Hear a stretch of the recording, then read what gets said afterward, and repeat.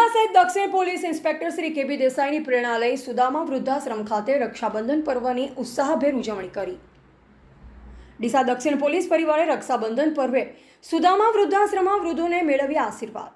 ડીસામાં સુદામા વૃદ્ધાશ્રમમાં રક્ષાબંધનની ઉજવણી કરવામાં આવી, જેમાં દરેક વૃદ્ધોને કુમકુમ તિલક કરી મોં મીઠું કરાવી અને ડીસા દક્ષિણ પોલીસ પરિવાર દ્વારા વૃદ્ધોને રાખડી બાંધવામાં આવી, જેમાં ડીસા દક્ષિણ પોલીસ સ્ટેશનની સહાયનીય કામગીરી જોવા મળી।